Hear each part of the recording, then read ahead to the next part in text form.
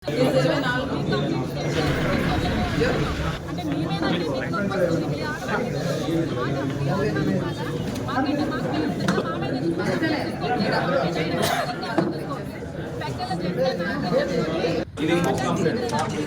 పాత మేడం గారు ఒకసారి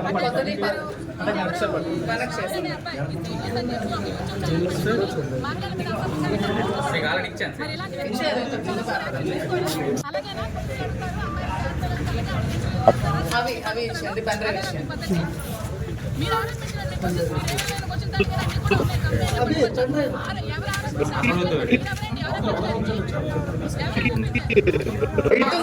చంపిస్తానని బెదిరించి కంప్లైంట్ ఇవ్వడం జరిగింది. దాని మీద ఎటువంటి యాక్షన్ కానీ ఎఫ్ఐఆర్ కానీ ఫైల్ చేయలేదు. కానీ ఎప్పుడు 2 years బిఫోర్ శ్రీనివాస్ గారు ఏదో జనసేన పవన్ కళ్యాణ్ కోసం మాట్లాడారని చెప్పి దాని మీద కేసు ఫైల్ చేసిన వెంటనే ఎఫ్ఐఆర్ ఫైల్ చేయడం జరిగింది శ్రీనివాస్ గారి మీద.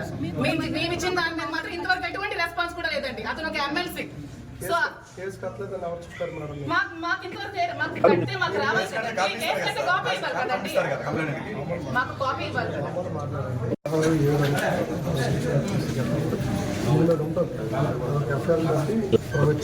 నిన్న దండుగోపాలపురంలో పునాదులు తవ్వి అంటే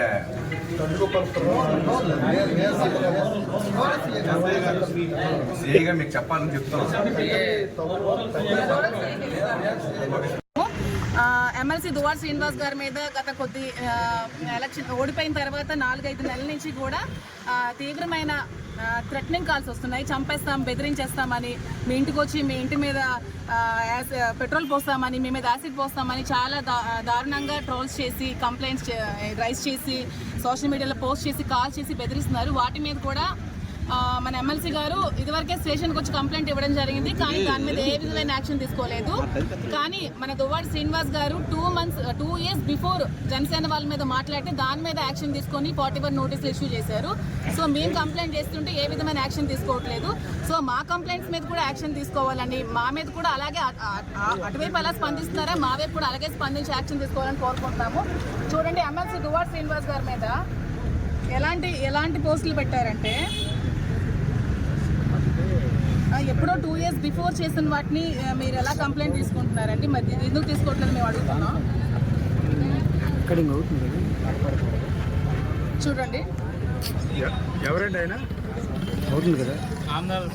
ఆంధ్రప్రదేశ్ జనసేన ఇన్ఛార్జ్ అంట పేరు. చూడండి, పేడాడి రామ్మోహన్ అనే వ్యక్తి అమ్మకి తిట్టి బూతులు తిడుతున్నాడు.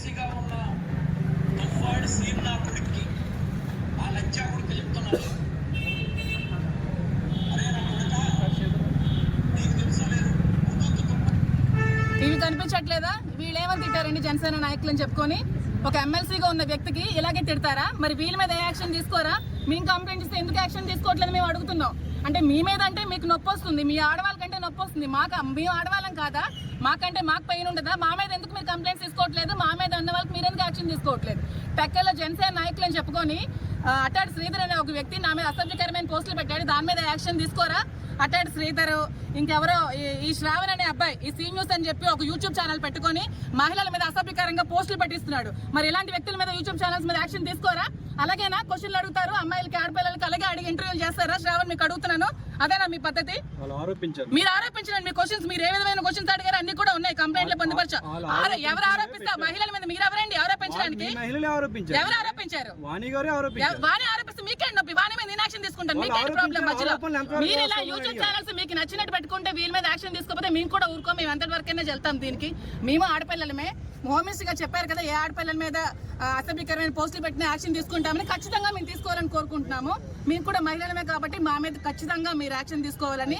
ఇంకా మా వాళ్ళు కూడా మాట్లాడతారు, వీళ్ళ మీద కూడా ఎటువంటి ఇబ్బందులు గురవుతున్నారో వీళ్ళు కూడా చెప్తారు.